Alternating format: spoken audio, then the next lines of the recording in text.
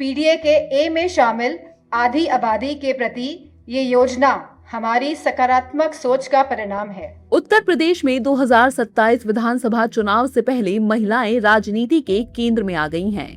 योगी सरकार के बाद अब समाजवादी पार्टी ने बुधवार को महिलाओं के लिए स्त्री सम्मान समृद्धि योजना के तहत सालाना 40,000 रुपए की पेंशन का ऐलान कर बड़ा दांव चल दिया है।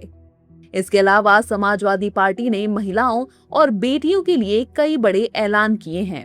इसके साथ ही सपा ने अपने पुराने पीडीए के सियासी नैरेटिव को भी नया विस्तार दिया है। पीडीए में अब ए का मतलब आधी आबादी भी है। स्त्री का आर्थिक रूप से मजबूत होना ही उसका सबलीकरण होता है। योजना के रूप में इसे चरणबद्ध तरीके से लागू किया जाएगा। समय समय पर इसके संचालन सफलता का आकलन किया जाएगा और अपेक्षित सुधार भी।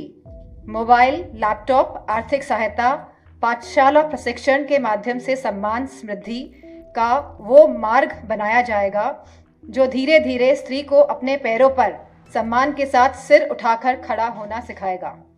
पीडीए के ए में शामिल आधी आबादी के प्रति ये योजना हमारी सकारात्मक सोच का परिणाम है। स्त्री सम्मान समृद्धि योजना हम 40,000 से करेंगे शुरुआत, जिसमें बढ़ोतरी होगी हर साल। अखिलेश यादव ने सीएम योगी पर निशाना साधते हुए कहा कि समाजवादी सरकार में दिए गए लैपटॉप आज भी चल रहे हैं। इसी का नतीजा है कि जो लोग कुछ नहीं समझते वो भी लैपटॉप बांटने की बात कर रहे हैं। पहले भी समाजवादी पार्टी ने लैपटॉप बांट के दिखाया था।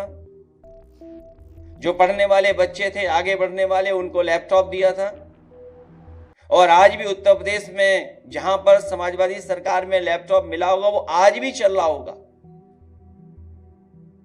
उस समय जब टेक्नोलॉजी की इतनी पेनिट्रेशन नहीं थी, टेक्नोलॉजी के माध्यम से इतना कुछ नहीं चल पा रहा था, उस समय समाजवादी पार्टी ने, समाजवादी सोच ने लैपटॉप देने का काम किया था।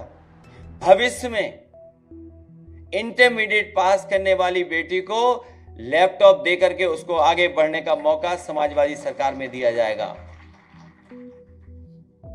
उसी का परिणाम है कि जो लोग कुछ नहीं समझते हैं वो टैबलेट बांटने की बात कर रहे हैं।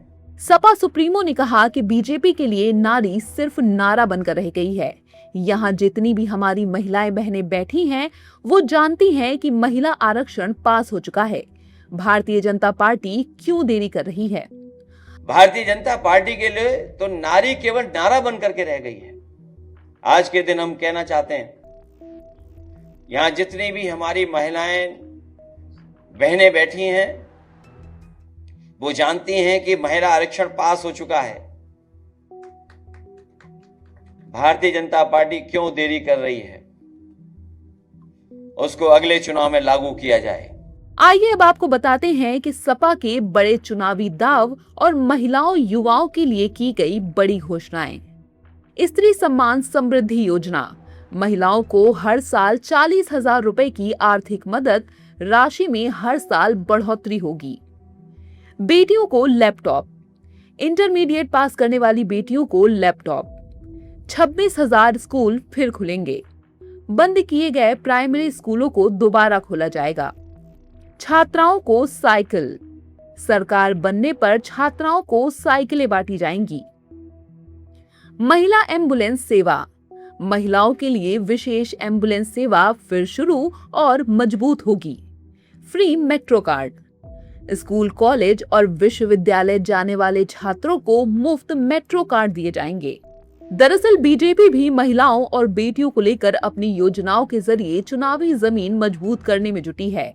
मंगलवार को मुख्यमंत्री योगी ने बुजुर्ग महिलाओं के लिए फ्री बस सेवा, 50,000 बेटियों को स्कूटी, कामकाजी महिलाओं के लिए हॉस्टल और 25 लाख छात्र छात्राओं को मुफ्त टैबलेट देने के प्रस्ताव को मंजूरी दी थी।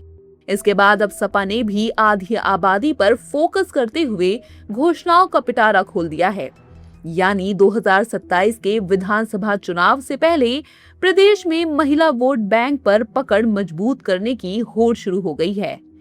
सपा आधी आबादी को पीडीए का नया आधार बनाकर चुनावी समीकरण साधने की कोशिश कर रही है, जबकि बीजेपी अपनी मौजूदा योजनाओं और नए ऐलानों के जरिए महिला और युवा वोटरों को साधने में जुटी है। आने वाले दिनों में दोनों दलों के बीच महिलाओं को लेकर घोषणाओं की ये सियासी जंग और तेज होने के आसार हैं।